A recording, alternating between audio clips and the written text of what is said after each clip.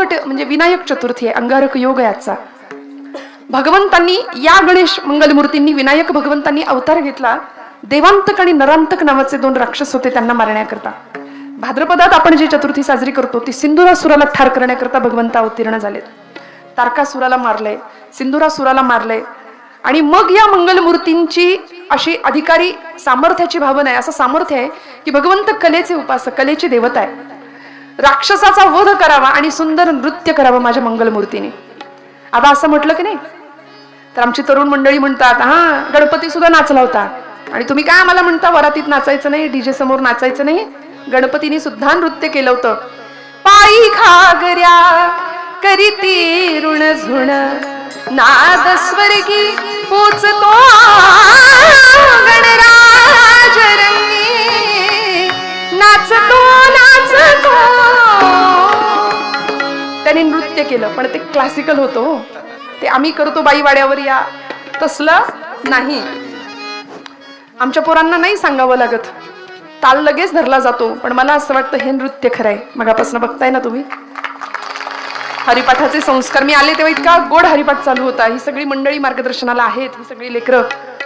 त्यामुळे असं कुठं बोललं की पटकन म्हणतात मंगलमूर्ती सुद्धा नाचले होते, देवी सुद्धा महिषासुराला मारल्यानंतर तिने नृत्य केलं होतं, मग आम्ही का नाही.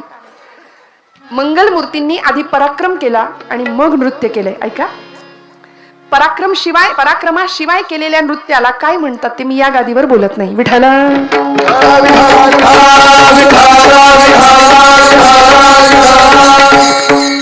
त्यामुळे या सगळ्या उत्सवांमध्ये, सगळ्या भक्तीच्या प्रांतामध्ये सगळ्यात महत्वाची गोष्ट जर कुठली असेल ना, मला आज भगवंतांच्या अवताराचा अभंग घेता आला असता. मनात योजलेला अभंग इथे आल्यावर बदलला. असं वाटलं भाव समजून घेऊया आधी.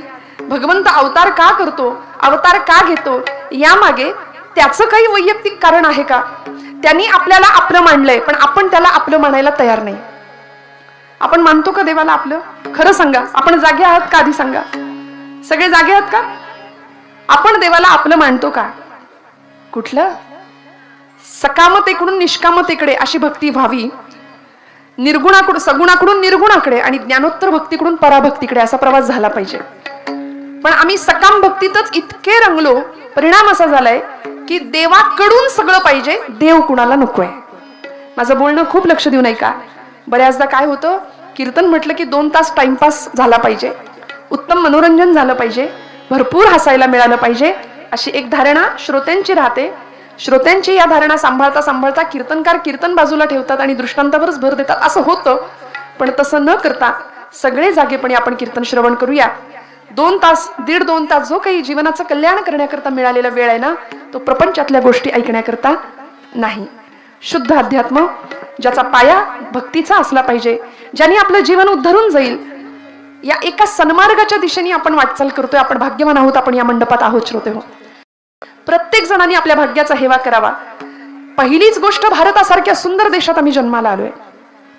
आज याची देही याची डोळा, पुढच्या पिढ्यांना आम्ही सांगू शकतो की आम्ही रामाला सिंहासनावर प्रतिष्ठित होताना पाहिलंय, आम्ही प्रभू रामचंद्रांची प्रतिष्ठापना होताना पाहिली. अयोध्येला नाही जायला जमलं पण तरी सुद्धा इथून का होईना तो सोहळा आम्ही अनुभवला. आम्ही कुठल्याही पक्षाचे नाही, आधीच क्लिअर केलेलं बरं असतं. आमचा एकच पक्ष आहे, भागवत पक्ष. पण सावरकर म्हणतात, जे जे उत्तम उदात्त उन्नत महन मधुर ते जे चांगले आहे. रामराय गादीवर बसणं, रामरायांची प्रतिष्ठापना होणं आणि 500 वर्षांचा त्यांचा वनवास संपणं फार गरजेचं होतं, फार गरजेचं होतं. प्रभू रामराय सिंहासनावर बसले, त्यांच्या जागेवर विराजमान झाले. आम्ही भारतवासी खऱ्या अर्थी भाग्यवान ठरलो. आता खबरदार, आता रामाचं गणपतीचं नाव घेणाऱ्यांनी आनंदात राहा, काळजीच नको, कारण मीरा रोडला घडलेलं प्रकरण फार जुनं नाहीये. आता धर्माच्या गप्पा मारणारी माणसं आजूबाजूला जरी दिसली तरी धर्माचं खरं वर्तन करणाऱ्यांची आज गरज आहे, धर्मशास्त्र सांभाळणाऱ्यांची आज गरज आहे. म्हणून आपण भाग्यवान आहोत की इथे मंगलमूर्तींच्या या अधिष्ठानासाठी आपण आलो आहोत, त्याच्या समोर आलो आहोत, त्याची सेवा आपण करतोय. आणि कीर्तन ही नवविधातली सर्वश्रेष्ठ अशी भक्ती आहे. कीर्तन चांग होय अंग हरिरूप. काय मिळवायचं 2 तासाच्या कीर्तनात? काय मिळवायचं? दृष्टांत घेऊन घरी जायचा का? सिद्धांत पक्का व्हावा याकरता दृष्टांताची योजना असते. पण आम्ही काय करतो, सिद्धांत तिथेच राहतो, अभंग तुमचा तुम्हाला लखलाभ, आम्ही निघालो विनोद घेऊन घरी. फक्त विनोदा करता कीर्तन नाही. जेणेकरून मूर्ती ठसावी अंतरी श्रीहरीची. ऐसी कीर्तन मर्यादा हो संतांच्या घराची. हे कीर्तनाचं इप्सित आहे.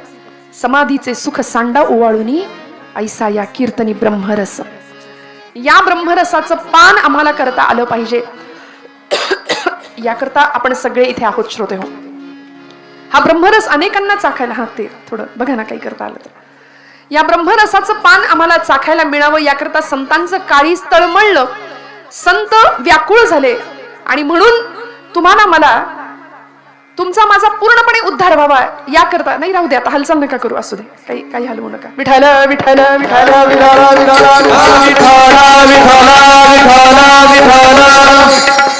म्हणून संतांचं काळीज तळमळलं की नाही. संतांना आम्ही आई म्हणतो, माऊली म्हणतो ना, विश्ववंद्य जगद्वंद्य ज्ञानोबा माऊली. काळीज हेलावून जातं माऊलींचं नाव घेतलं तरी. तुकोबारायांचं नाव आमचं रसायन आहे, ते आमच्या जगण्याचं रसायन आहे. तुकोबा आणि ज्ञानोबा, छत्रपती शिवाजी आणि छत्रपती संभाजी. म्हणून या लेकरांच्या समोर असे आदर्श आम्हाला ठेवावे लागतील. कुठल्याही पिक्चरचा, कुठल्याही सिनेमाचा हिरो नाही.